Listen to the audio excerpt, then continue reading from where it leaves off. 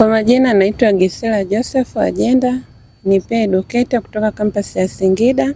Maisha magumu ya wanafunzi kutoka majumbani kuja chuoni kwa namna moja ndio yanaweza kapelekea wanafunzi kubadilisha tabia zao kutoka kwenye tabia nzuri kwenda tabia mbaya, kulingana na wanakuwa hawana njia ya kujikimu au kukimu mahitaji yao na kutafuta njia mbadala ambazo zinakuwa njia ambazo sio nzuri, kuingia katika kujiuza, kutumia labda makundi ambayo yanatumia sigara hivyo, ili kujiweka tu karibu na wale watu ambao wanaweza wakamsaidia kujikimu kimaisha. Kwa hiyo sisi kama peer groups tunatakiwa tuwaelimishe kwamba kuwa na mazingira magumu au maisha magumu kutoka nyumbani isiwe sababu ya kijana au mwanafunzi kujiunga na makundi mabaya au kuwa na tabia ambazo sio nzuri, mwisho wa siku zikampelekea kupata madhara kama mimba za utotoni, kuingia katika makundi ya kuvuta bangi, sigara, kutumia pombe na kadhalika. Kwa majina naitwa Benjamin Jilala Sefo,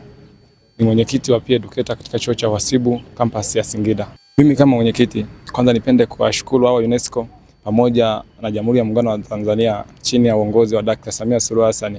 Pia nipende kumshukuru CEO pamoja na campus manager Dr. Mleba kwa kuweza kutuletea program kama hii katika chuo chetu. Tukiongelea vijana wame addicted sana katika masuala mengine ya usagaji, uvuta bangi, wengine wanaingiliana katika masuala, wanakuja kuharibika katika kugombania wanawake, ambao ni kitu sio kizuri katika jamii yetu.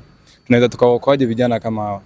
Sisi kama peer educator chini ya mwenyekiti wao Benjamin Joseph, tutapambana kadri uwezo wetu kutoa elimu kwa kila kijana ambao yupo chini ya uongozi wetu, ili tuweze kuhakikisha tunamuondoa katika hiyo sehemu na tunampeleka sehemu salama ambayo inaweza kumfanya yeye kama yeye ajivunie kuwepo TIA na kukitangaza chuo chetu kwa ujumla, na kionekanie kina taswira nzuri ambayo kinapelekea wanafunzi wote watakuwa na tamani kujiunga na chuo chetu cha TIA.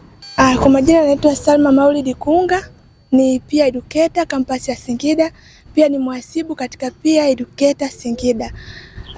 Changamoto ambayo inapelekea kubadilika kwa mwanafunzi kutoka nyumbani kufika chuoni na kuchange ile tabia ni nyingi, lakini most of them ni peer groups ambazo wanakutana nazo hapa chuoni. Kwa maana kwamba anapofika chuoni kuna uhuru. Kwa hiyo uhuru unapelekea anapokutana makundi mengine tofauti tofauti, pia anaweza kujiunga na vitu ambavyo havijafaa. Kwa sababu ukiangalia kule chini alikuwa anabanwa sana. Kwa akija huku ule uhuru unampelekea kuchange ile tabia kutoka nyumbani hadi ya huku chuoni. Pia kupitia sisi pia educator, hizo changamoto tutaweza kuzihandle na kumshape tabia yake kurudi katika hali yake ya mwanzo. Kwa maana gani? Kupitia UNESCO kushirikiana na Tanzania na chuo chetu cha hapa Singida, kwamba tumebahatika kupata mafunzo na elimu ambayo hiyo itapelekea kubadilisha mienendo ya wanafunzi ambao wanabadilika tabia kutoka tabia nzuri kuja tabia mbaya. Kwa mimi kama peer educator nitajitahidi na naahidi kupitia hii elimu ambao wametoa hapa UNESCO kwamba tutafanya jitihada za hapa na pale kutoa elimu na mafunzo kwa wanafunzi wenzetu, pia hata kwa jamii inayotuzunguka, kwa sababu sio tu chuoni mtu anaweza kuharibika, kuna hata watu wa mtaani ambao ni sehemu ya jamii. Hivyo tukijitahidi kama peer educator kutoa elimu kwa pamoja, hivyo wewe mwanafunzi anakuwa yuko salama na kurudi katika mstari ambao unafaa.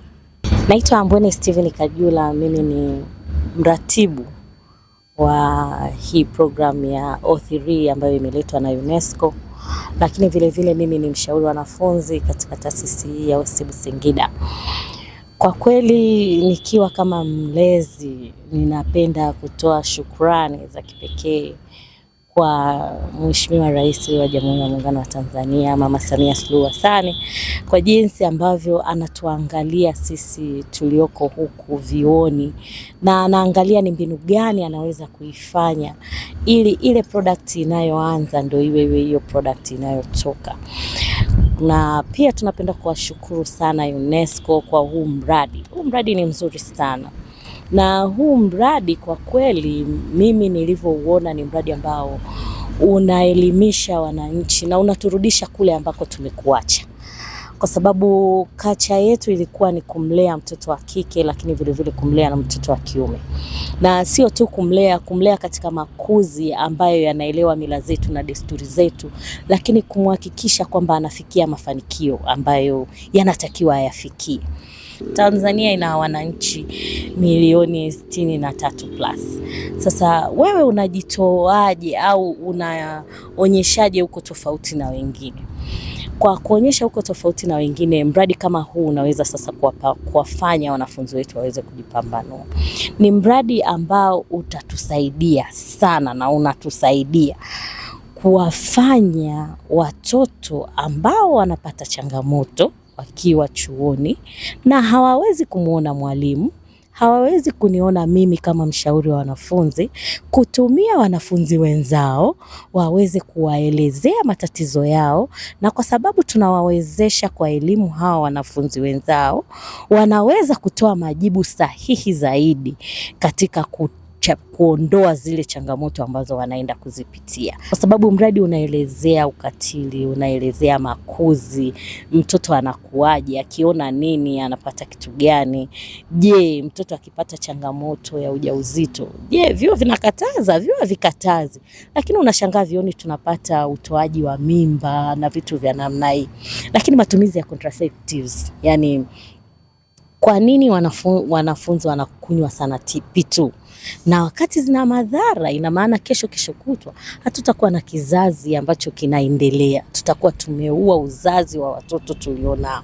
Lakini si hivyo tu, ukiangalia mapenzi ya jinsia moja ambayo yamekuwa viral sasa hivi, ukiangalia mitandaoni, yani kila sehemu, kila movie inayoletwa sasa hivi latest lazima iwe na kicapture ambacho kina hivyo vitu ambavyo sio vizuri. Sasa lazima tukae na hawa watoto tuwaambie kwamba desturi yetu si wa Tanzania hatuna mapenzi ya jinsia moja, na ni upumbavu mkubwa sana ukifanya mambo ya namna hiyo. Mimi kwa jina naitwa Madam Dina Kisamo, mhadhiri chuo kikuu cha Iringa na ni mratibu wa dawati la jinsia chuo kikuu cha Iringa.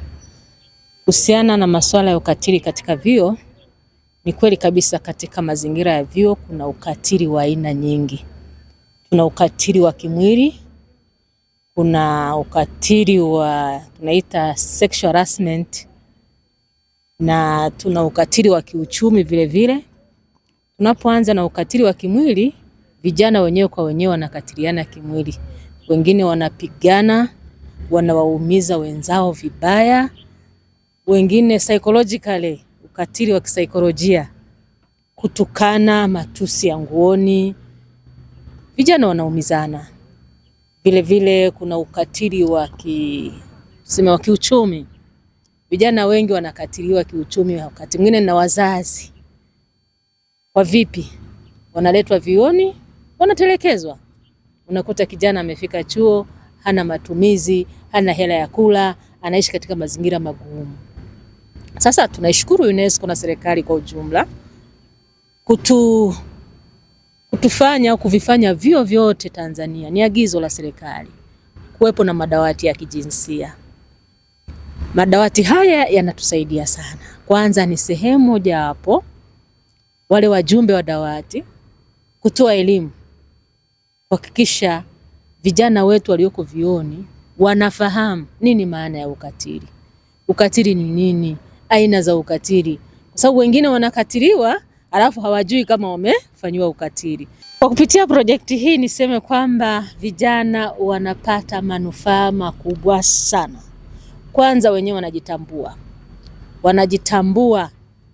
Elimu ya uzazi ambayo ukiangalia tangia walipopatiwa labda wakiwa primary na jamii nao tuzunguka, tunaona kwamba vijana hawa wanafahamu kila kitu.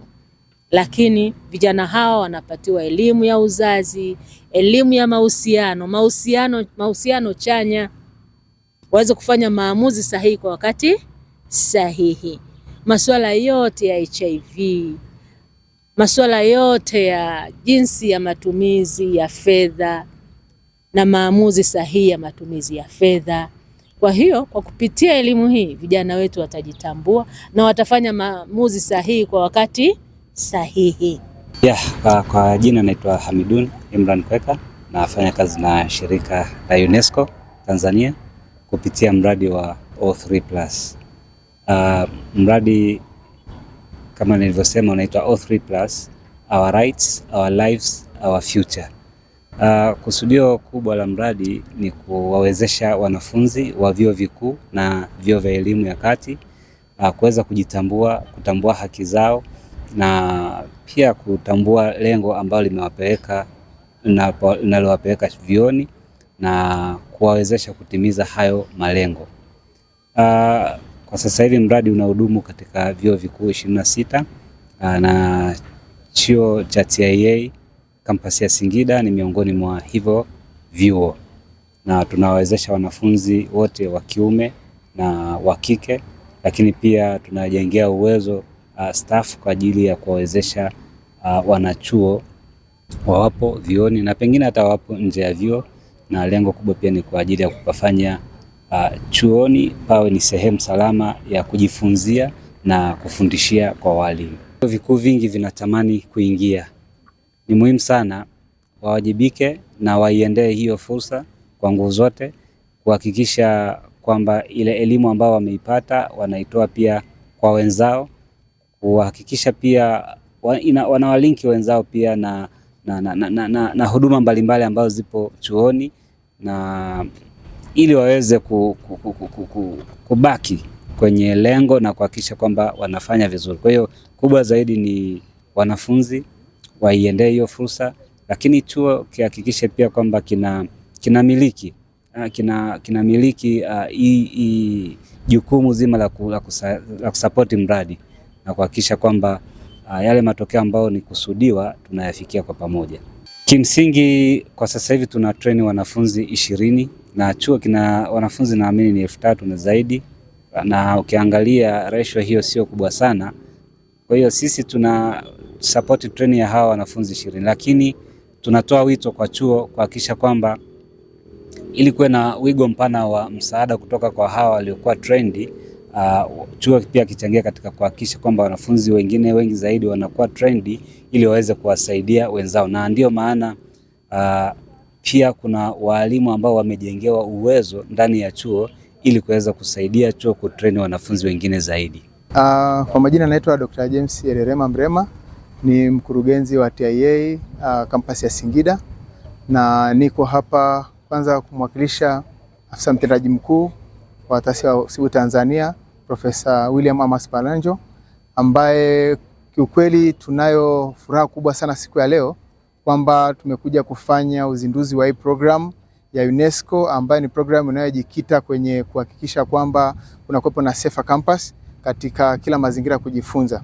Ni programu ambayo ukiangalia maudhui yake ni programu ambayo inaenda kusaidia vijana wetu katika kuhakikisha kwamba wanapoishi hapa maisha ya chuoni wanaishi katika maisha yale ambayo yanaenda kusaidia kwanza kupata kile kitu wanachojifunza hapa chuoni, hapata kuwepo na mambo ya harassment, hapata kuwepo na masuala ya mbalimbali ambayo yanaenda kuzuia sasa kufanikiwa yale malengo yao kujifunza hapa chuoni. Kwa hiyo tunashukuru kwanza UNESCO. Ni programu moja nzuri sana ambapo wametusaidia kwanza kutuletea wakufunzi wazuri waliobobea, lakini pia tumeweza kupata fursa kuwapata vijana ambao tunaita ni peer educators, na leo ndo wanapitia kwenye mafunzo. Hao peer educators watatumiwa kupewa mafunzo, wanafanywa capacity building, na baada ya kupata mafunzo ya hii program ina maana watatoka sasa kwenda kuwafundisha wenzao, kuhakikisha kabisa kwamba kile kinachofanyika katika kampasi ya Singida na TIA kwa ujumla, ina maana kwamba wanafunzi wanaenda kuishi maisha yale ambayo tunatazamia. Hapata kuwepo na agenda based violence, hapata kuwepo na masuala kujihusisha kwenye masuala ya kihuni, uvutaji bangi,